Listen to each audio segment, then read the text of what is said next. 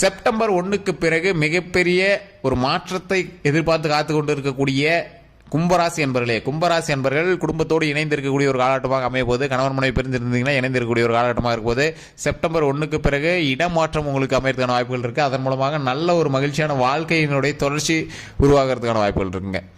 நல்ல ஒரு வாழ்க்கை, சந்தோஷமான வாழ்க்கை. இதுக்கு மேலே உங்களுக்கு பிரச்சனை கிடையாது. பிரச்சனையெல்லாம் தாண்டியாச்சு. இதுக்கு மேலே கஷ்டங்கள் தாண்டியாச்சு.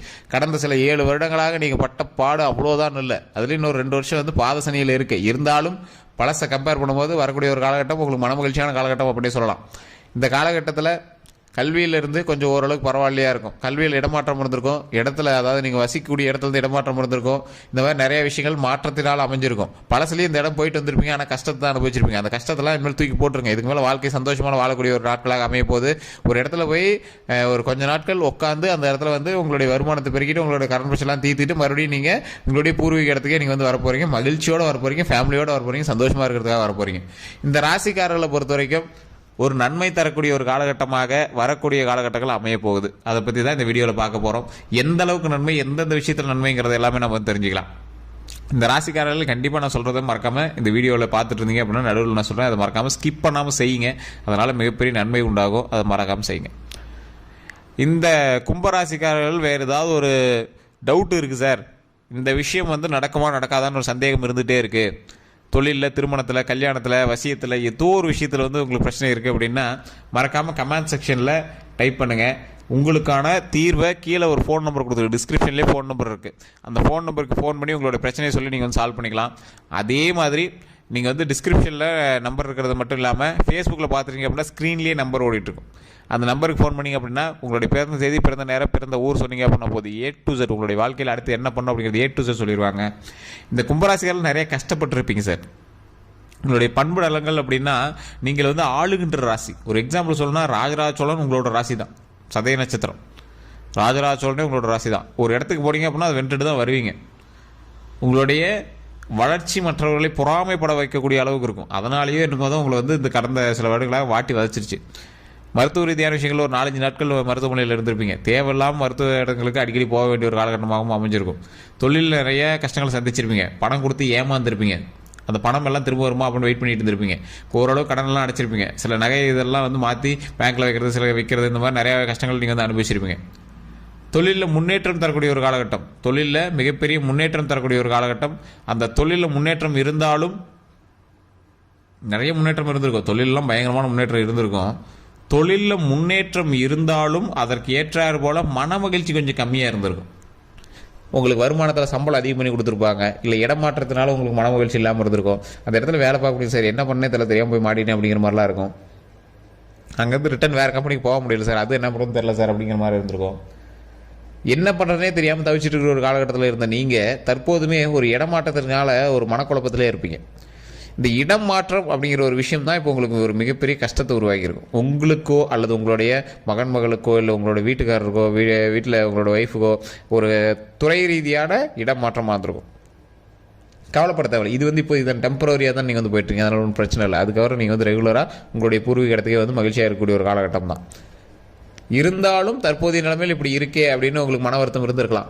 ஸோ அதை எல்லாத்தையும் ஸ்கிப் பண்ணுங்கள். அந்த பிரச்சனையே வேண்டாம். கொஞ்சம் பொறுமையாக வெயிட் பண்ணுங்கள். கடவுள் மிகப்பெரிய நன்மையை தரக்கூடிய ஒரு காலகட்டமாக வரக்கூடிய காலகட்டங்கள் அமையுதுங்க. இந்த மகர ராசியிலிருந்து அடுத்தது கும்பராசிக்கு ஒரு முக்கியமான நல்ல விஷயம் நடக்குது அப்படின்னா, இந்த சனிப்பயிற்சி நகர்ந்து போகுது பார்த்தீங்களா.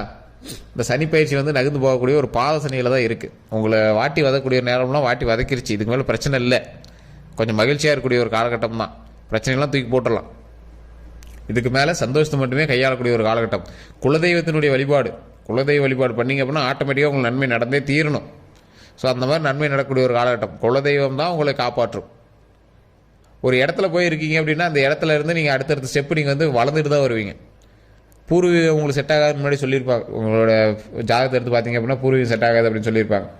இருந்தாலும் பூர்வீகத்திலே ஏதோ ஒரு லேண்டில் கொஞ்சம் ஓரமாக இருந்துக்கிட்டீங்க அப்படின்னா கொஞ்சம் தப்பிச்சிக்கலாம். இருந்தாலும் பூர்வீகத்தோடு ஸ்கிப் ஆகிருந்தீங்க அப்படின்னா இன்னும் உங்களுக்கு பரவாயில்ல அப்படின்னே சொல்லலாம். கும்பராசிக்காரர்களை பொறுத்த வரைக்கும் இந்த ராசிக்காரர்கள் சின்ன சின்ன பிரச்சனைகள்னால இப்போ வந்து தவிச்சிட்டு இருக்கலாம். அது முடிஞ்ச பிறகு மிகப்பெரிய மகிழ்ச்சி தான் உங்களுக்கு கிடைக்கும். ஏன்னா உங்களை தான் வச்சு செஞ்சு விட்டுருச்சுல, கடவுள் வச்சு உங்களை செஞ்சிருச்சு. இதுக்கு மேலே நீங்கள் கவலைப்பட தேவையில்லை.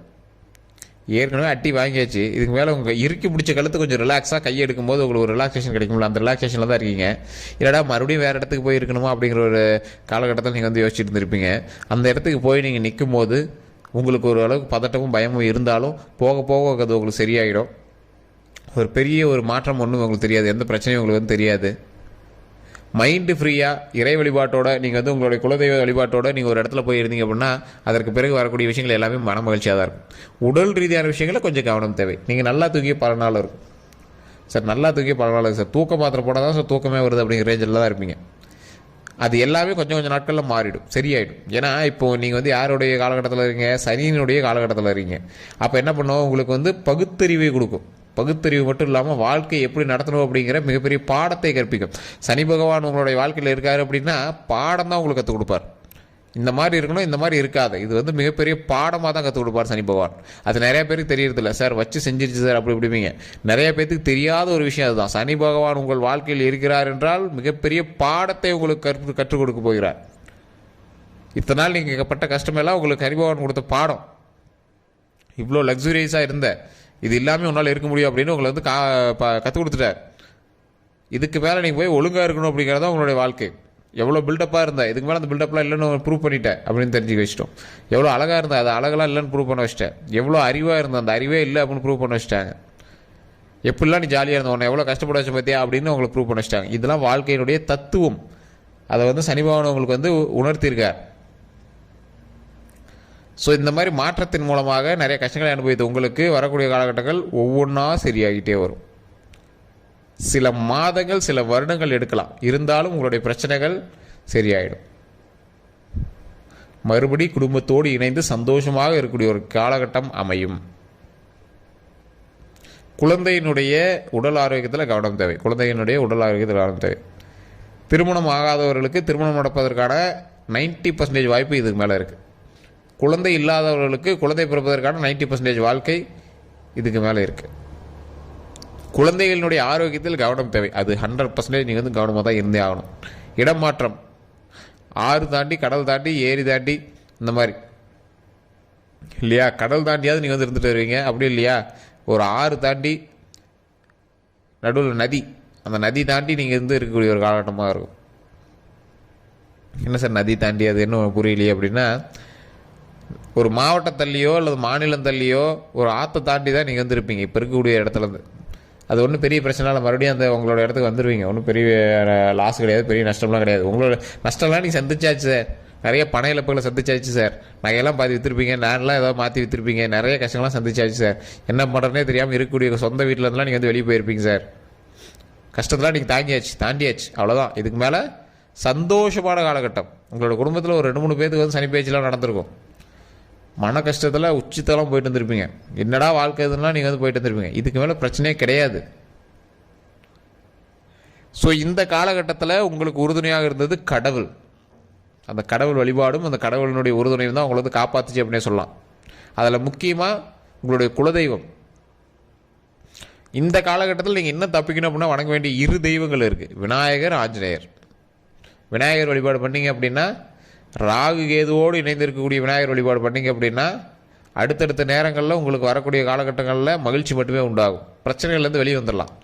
ஒரே ஒரு குடம் தண்ணி டெய்லி ராகு கேதுவோடு இருக்கக்கூடிய விநாயகருக்கு போய் ஊற்றி வழிபடுங்க. கிழக்க பார்த்துருக்கணும், ராகு கேதுவோடு இருக்கணும், அந்த விநாயகருக்கு போய் ஊற்றி வழிபடுங்க. மிகப்பெரிய நன்மை நடக்கும். உங்களுக்கு வாழ்க்கையில் நீங்கள் இப்படி ஒரு விஷயம் இருக்கா அப்படின்னு தெரியாத அளவுக்கு நன்மைகள் நடக்கும். இந்த ராசிக்காரர்கள் ஆஞ்சநேயர் வழிபாடு பண்ணுறீங்க அப்படின்னா, ஏதோ ஒரு காட்டுக்கங்கெல்லாம் போகிறீங்க அப்படின்னா வாழைப்பழம் ஏதாவது கொண்டு போய் அங்கே இருக்கக்கூடிய ஆஞ்சநேயர்கள்லாம் கொடுங்க. ஏதாவது ஒரு உணவளிங்க, அந்த ஆஞ்சநேயர்கிட்ட வணங்குங்க. இந்த மாதிரி எனக்கு சந்தோஷத்தை கொடு, மகிழ்ச்சி கொடு, எந்த பிரச்சனையும் வராமல் எனக்கு மகிழ்ச்சி கொடு, உடல் ஆரோக்கியத்தை கொடு, நிறைய லாபத்தை கொடு, குடும்பத்தோடு நான் சேர்ந்து சந்தோஷமாக இருக்கணும், எங்கள் நீண்ட ஆயுளை கொடு, உடல் ஆரோக்கியத்தை கொடு, மன வலிமை கொடு, மாதம் நான் 50 லட்ச ரூபா லாபத்தை கொடு, தொழிலில் முன்னேற்றத்தை கொடு, கடன் பிரச்சனைலாம் தீர்த்து வை. கடன் பிரச்சனைன்னு சொல்லக்கூடாது. எந்த இடத்துலையும் போய் கடனை சொல்லி சாமி முடியக்கூடாது. அது நிறைய பேருக்கு சொல்கிற ஒரு விஷயம். ஸோ எனக்கு 50 லட்ச ரூபா லாபத்தை கொடு. இப்போ கடன் வந்து ஒரு 40 லட்ச ரூபா இருக்குன்னா எனக்கு 50 லட்ச ரூபாய்க்கான லாபத்தை கொடு. அது இந்த மாதம் இந்த வருஷத்துலேயே கொடு. சொல்லக்கூடிய விஷயத்துலேயே பாசிட்டிவான விஷயமா சொல்லணும். எனக்கு தொழிலில் லாபத்தை கொடு, 40 இல்லைனா 50 லட்ச ரூபா லாபத்தை கொடு, எனக்கு 50 லட்ச ரூபா லாபத்தை கொடு. இப்படி தான் நம்ம வந்து வணங்கணும். கடவுள் வணங்கும் போதே குடும்பத்தை சந்தோஷமாக பார்த்துக்க, என்னையும் சந்தோஷமாக பார்த்துக்க. மாதம் இவ்வளோ வருமானத்தை கொடு, லாபம் 50 லட்ச ரூபா லாபத்தை கொடு. அதே மாதிரி கடன் பிரச்சனையெல்லாம் இருக்குது அப்படின்னா அதை இறைவன்ட்டு வணங்கும்போது, இங்கேன்னு இல்லை, எந்த ராசிக்காராக இருந்தாலும் சரி, எந்த கோவிலாக இருந்தாலும் சரி, நீங்கள் போய் வணங்கும் போது அதை சொல்லி வணங்கக்கூடாது. எனக்கு இவ்வளோ கடன் இருக்குது அப்படின்னா, ஒரு 50 லட்ச ரூபா கடன் இருக்குது அப்படின்னா, எனக்கு 60 லட்ச ரூபா லாபத்து கொடு, தொழிலில் எனக்கு லாபத்து கொடு, அப்படி தான் நம்ம வந்து வணங்கணும். இது நிறைய பேர் தெரியறதில்ல. அதே மாதிரி கோவிலில் போனீங்க அப்படின்னா அழுது வணங்கக்கூடாது. இது நிறைய பேர் தெரியறதில்ல. அதையும் ட்ரை பண்ணி பாருங்கள். அழுது வணங்கவே கூடாது. சிரிச்சுக்கிட்டோ இல்லை ரொம்ப அப்படியே கேலியாகவும் வணங்கக்கூடாது. போய் நார்மலாக நில்லுங்க. உங்களுக்கு இந்த விஷயம் வேணும், எனக்கு நல்லபடியாக வருமானம் வேணும், நல்ல லாபம் வேணும், உடல் ஆரோக்கியம் வேணும், மன நிம்மதி வேணும், நீண்ட ஆயுள் வேணும் அப்படின்னு வணங்கணும். இதுதான் வந்து கடவுள் நமக்கு தரக்கூடிய ஒரு பாசிட்டிவ் வைப். அந்த பாசிட்டிவ் வைப் கிடைச்சிச்சு அப்படின்னா ஆட்டோமேட்டிக்காக நம்ம வந்து வளர்ந்து வந்துகிட்டே இருக்கலாம். ஸோ இதை வந்து ஆஞ்சநேயர்கிட்ட வழிபட்டுட்டு, உங்களுடைய குலதெய்வத்திட்ட எப்போ போனாலும் அதை வழிபட்டுட்டு, விநாயகர்கிட்ட ராகு கேதுவோடு இருக்கக்கூடிய விநாயகர்கிட்ட ஒரு கூட தண்ணி ஊற்றி நீங்கள் வந்து வழிபட்டீங்க அப்படின்னா மிகப்பெரிய நன்மை நடக்கும். அதற்கு தகுந்தாற் போல வாழ்க்கை மிகப்பெரிய ஒரு ஒளியாக ஒளிரும். ஸோ கவனமாக இருக்க வேண்டிய சில முக்கியமான விஷயம்: வண்டி வாகனம், குழந்தையினுடைய ஆரோக்கியத்தில் கவனம், கணவனுடைய ஆரோக்கியத்தில் கவனம், மனைவியினுடைய ஆரோக்கியத்தில் கவனம். டேப்லெட்லாம் எடுத்துட்டிங்கன்னா அதை கன்யூஸாக எடுத்துக்கோங்க. மனதை ஒருநிலைப்படுத்தி ஆட்டோமேட்டிக்காக சந்தோஷமாக இருக்கிறதுக்கான வழி என்னவோ அதை பாருங்கள்.